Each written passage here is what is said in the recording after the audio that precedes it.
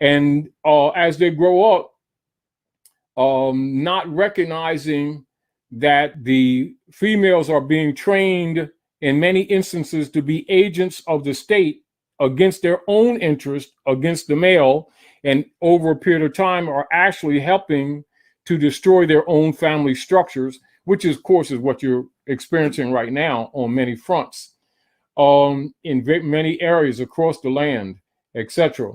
And not knowing that all of this is being engineered. It is not natural to them, it's being engineered. And then, of course, many of them not having a knowledge of that engineering think that there's a problem between men and women from a genetic perspective, when that is not and never has been the truth. They are actually under attack. Again, for the few who are aware that they're actually being attacked and who want to try to help mitigate or counter the Unam Sanctum Doctrine of Discovery operations, one important fact that you need to be aware of is and are the issues and the right of claim relative to allodial titles.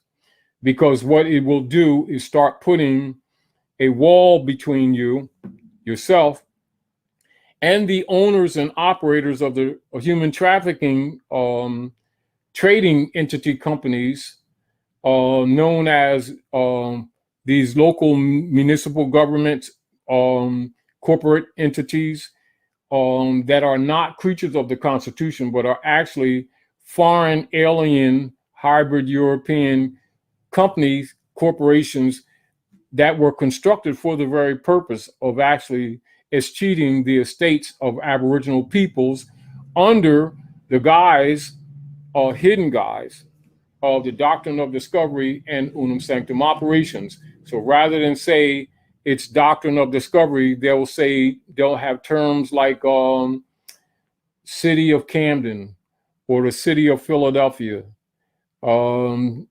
City of New York, as an example, City of Los Angeles, as an example, City of Oakland, City of San Francisco, things like this. And people who don't really understand this would not recognize that these political metaphor phrases like city of are actually not creatures of treaties, nor creatures of the Constitution coming from treaties that were set in place for preserving the people's rights, etc., under Constitution operations.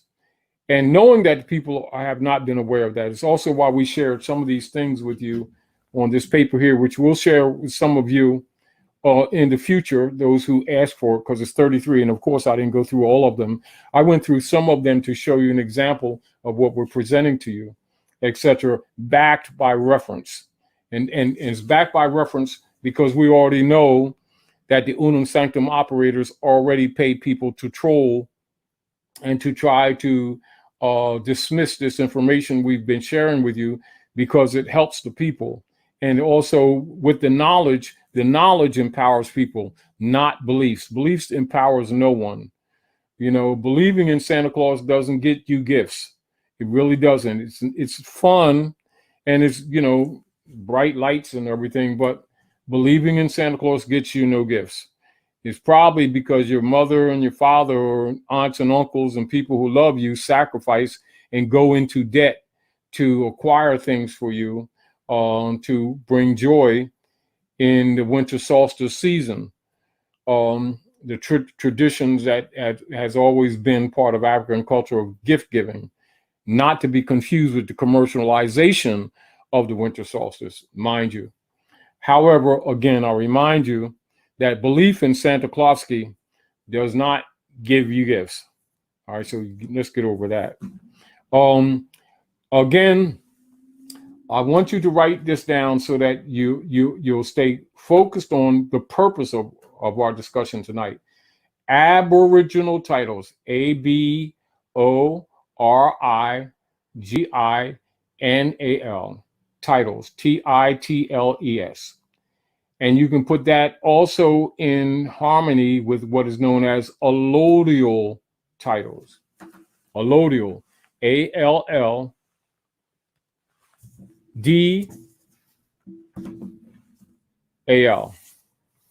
All right, LODIAL.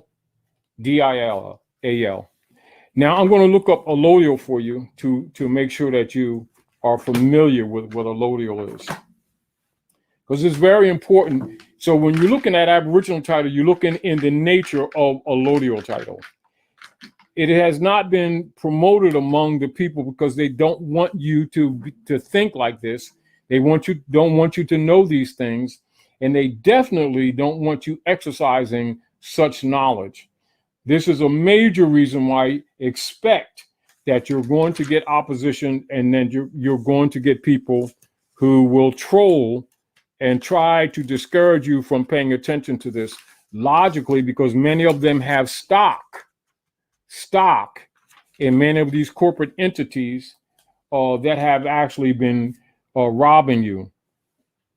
Now, allodial means free, not holding to any lord and not holding to any superior, owned without obligation or vassalage or fealty. It is the opposite of feudal.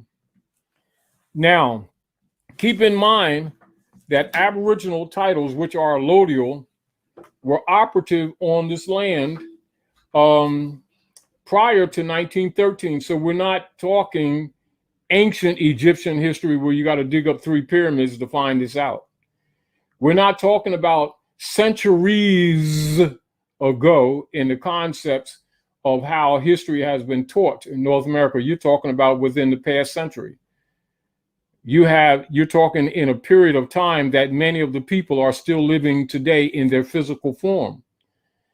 So prior to 1913, all property on the land was held in allodial title.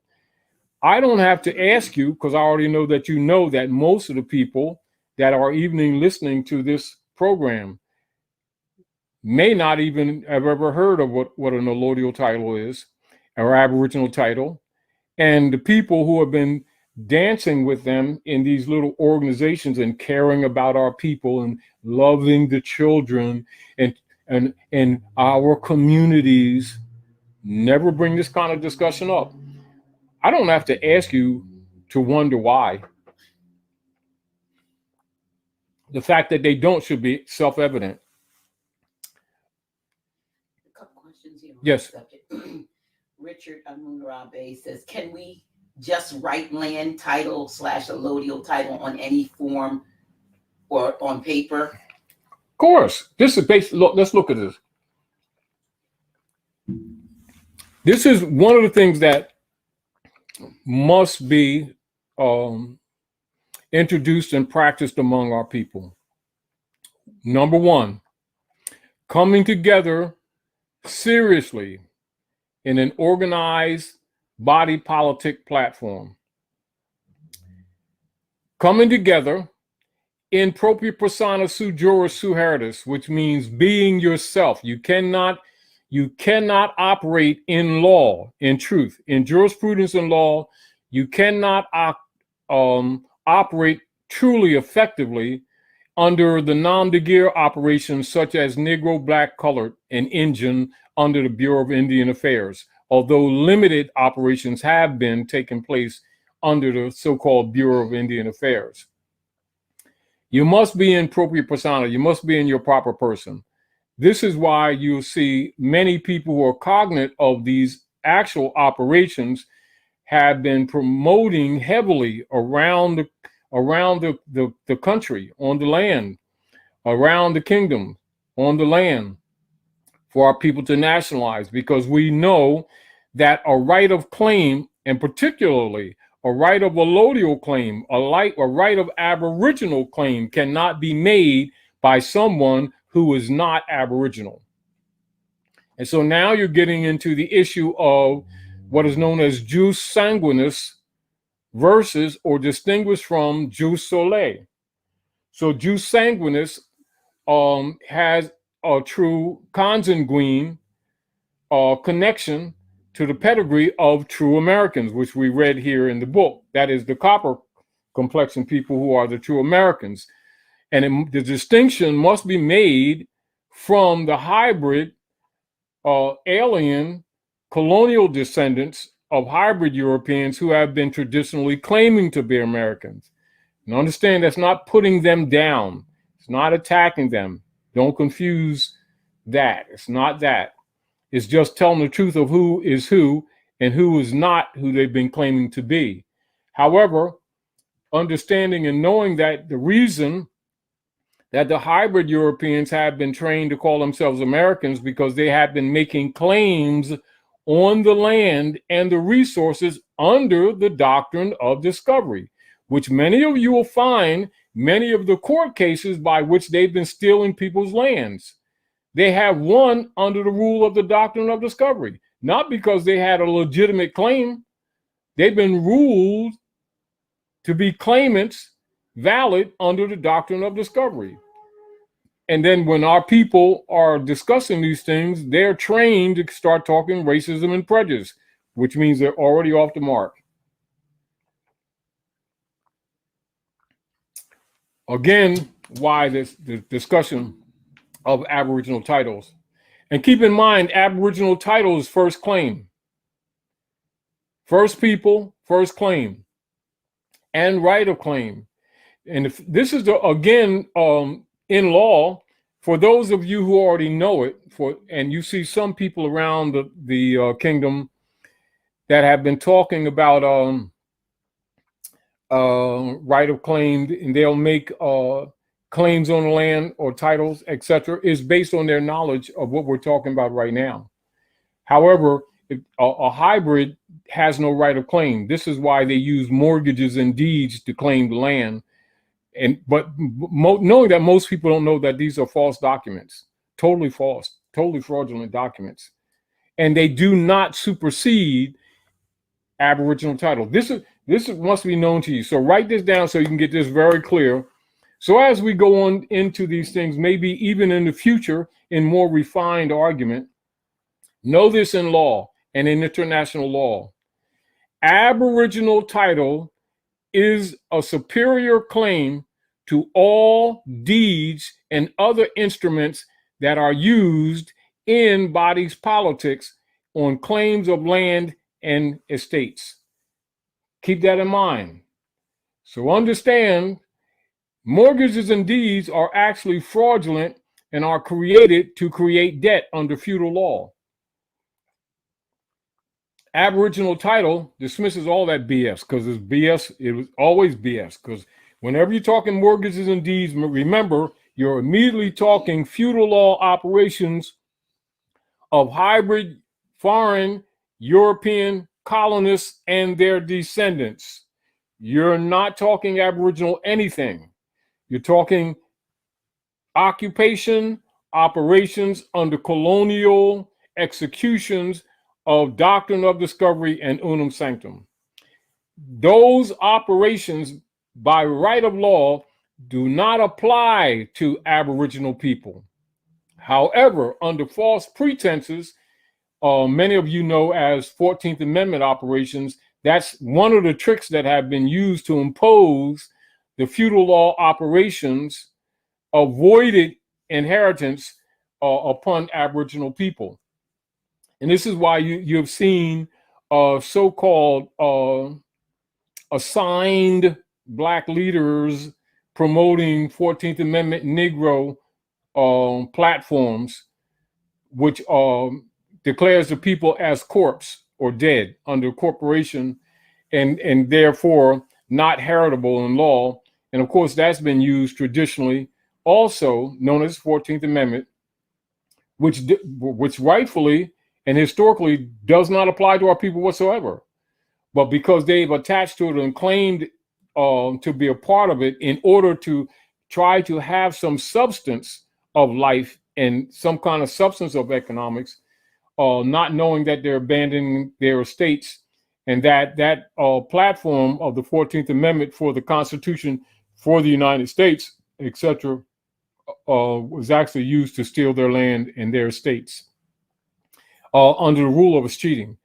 Again, why it's important for us to look at Aboriginal titles as your rightful and most effective remedy, knowing that there's going to be opposition, because that's the ball of wax, because you start exercising that and you start getting these people across the land to start exercising their right of claim, Aboriginal title, ball game over.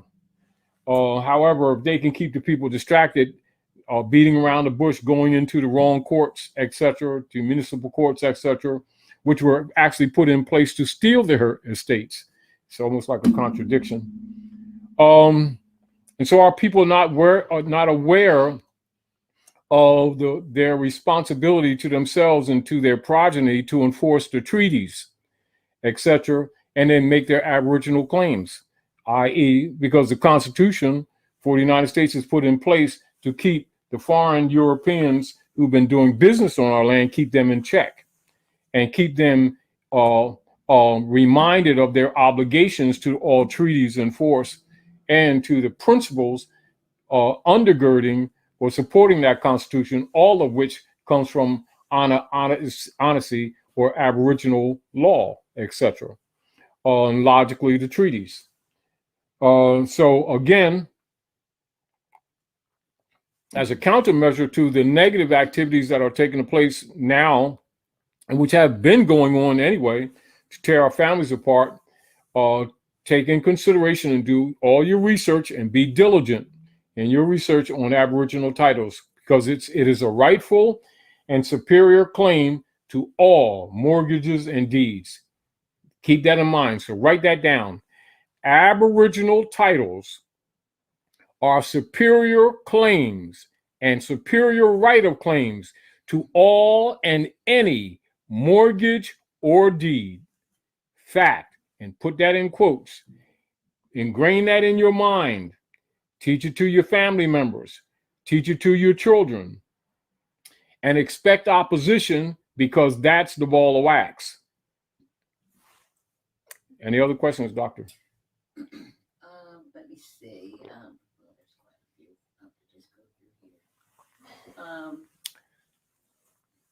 What is the language, Lakar Infinite says, what is the language we should be speaking in reference to right terminology? Does any Moor have a book on the way a Moor should speak? Yeah, keep in mind, let's get this clear from the beginning. Most of the Moors here in North America speak one language, which is mixed international trade language, which you know is English. Understand that English is a Moorish language. It's not the hybrids it belongs to you. It's actually Creole.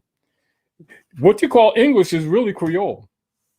And it was evolved from Phoenicians, etc., which they also call the Gullah, etc., because we were the river people, and we've been trading for millennia, for centuries. And so English is a conglomeration of Moorish Latin and many of your other African linguistic forms, French, German, etc., which are actually African languages. And most people think that those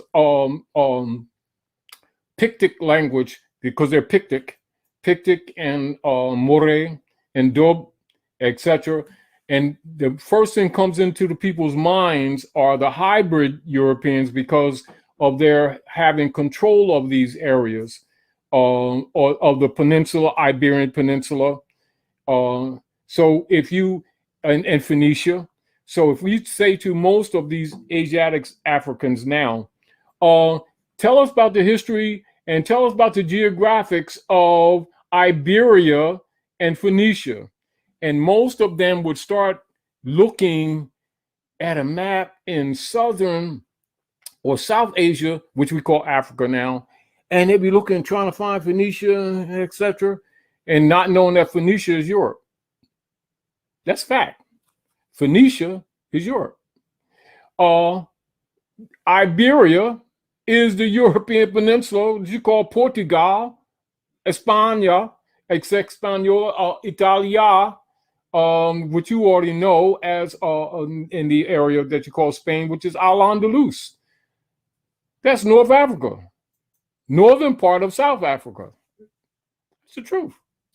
I think what the questioner is asking is more to do with not so much dialectic, but This what's is the right type of how this is where I think the question follows. This is where the question follows is more harmonic with what are the legal terms and law terms that have been used to steal our state, and should we be familiar with them?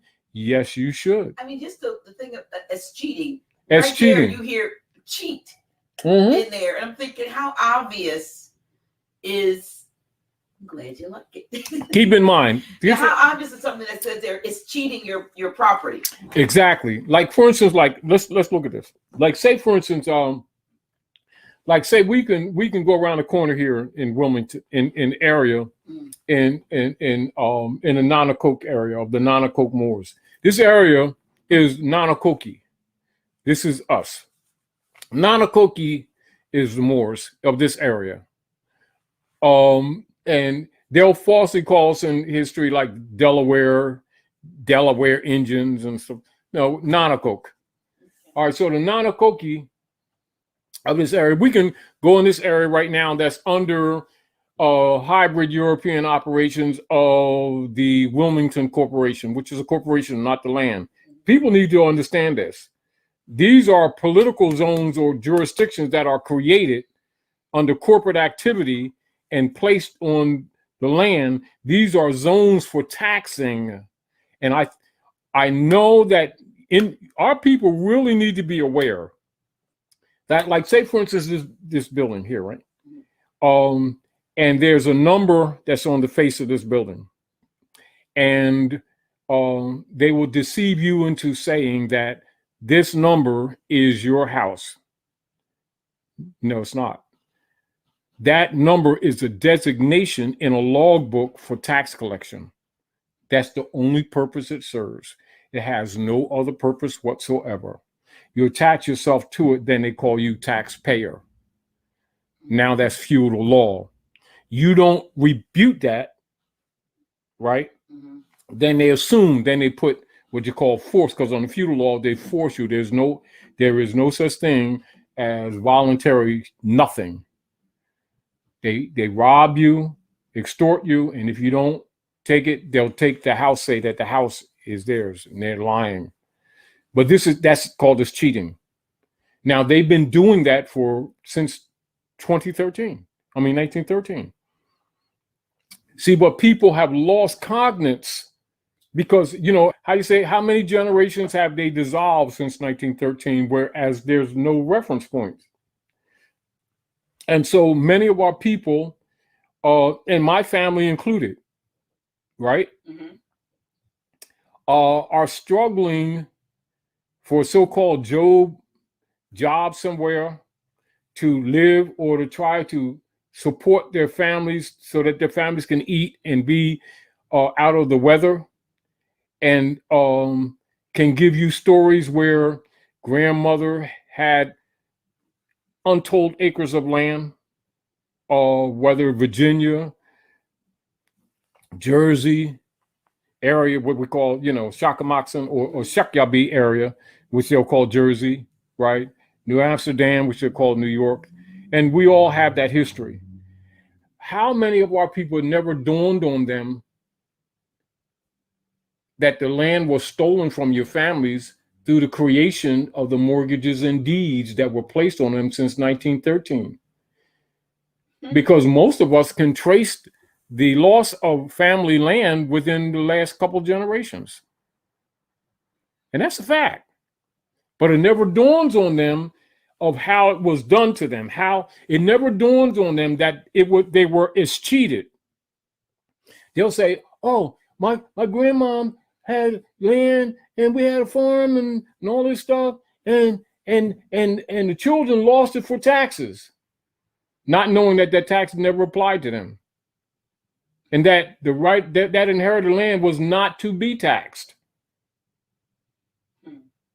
But they misclassified the land, and then misclassified themselves, claimed to be Americans, and then tax the land, knowing that the people, after a couple of generations, couldn't keep up with it. They just used what they call inflation to do it. And so they need a couple of generations. They already know that the tax would come a dead pledge, what known as a mortgage, an implied debt, all built on a fraud, and then the people can't pay the debt, and then they take the land. This is what they've been doing. This is exactly what they've been doing. That's what escheat is. You see? Mm-hmm. And escheat is essentially an estate. It's an obstruction of the natural process of inheritance. Keep this in mind. Escheat, this is what me and Dr. Naila was just making reference to. Escheat is an obstruction of the natural course of inheritance. And this is also how they've been gentrifying our communities over the years. And because of the younger generations, thereafter, lost reference, they didn't know that these things were being done.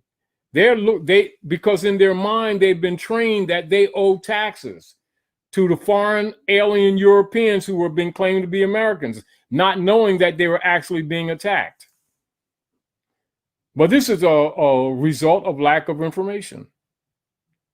And of course, this is why Gates Foundation set up the General Education Board to dumb these people down. And then generationally steal their estates. And now our people are pretty much subjugated. So now they can control the jobs, and so make sure that the men can't properly take care of their families. Then they use that and then pit the women against the men, which completes the cycle of the genocide. And this is why you see much of what you call these broken relationships that you're experiencing now in society. And the people are thinking they're mad at each other. Oh, he cheated. Oh, she cheated. Oh, no, they're trying to survive. And they're being groomed to that. And even whether they use the music platform to influence the youth, the dress codes to influence them, etc. All of this is part of the Unam Sanctum doctrine of discovery, escheat operations. And that's the truth. And you can't make people know. What you can do is share with them information, trusting that they are interested enough or loving enough, because we've been trained also not to love each other. Somebody was asking about whether or not the person was asking about language, and then they clarified and wanted to know if anyone had done a book, and I pulled out here. Also, do you have more information here? Yes. Give more information. Now, that book is going to help them. I'm going to share with you all 2 books that all persons who would like to have a foundation in grammatication, a foundation in etymology, a foundation of the proper jurisprudence phrases that are applied to us, and also some of which have been used to escheat you. Here's one: Etymology and Vocabulary by Abdullah Iltalib Mosi Bey. A little bit more further over. A little bit. Yeah, there you go. Right there. There you go. That's the front. And this is the back. And as you can see, take a screenshot, because you can order it right down here. And if you want to have a really grounded knowledge of the true politics of the West and the world, and your history and jurisprudence, and of treaties and constitutional principles, Moors and Masonry.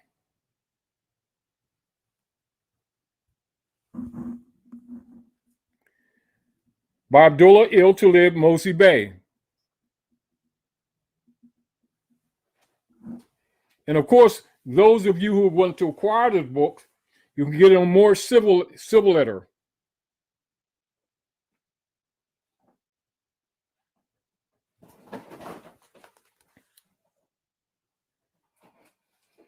And he has many other books that will show you the culture and the history and some jurisprudence established in fact. Then you have the Masonic compass and the square, measurement and timekeeping.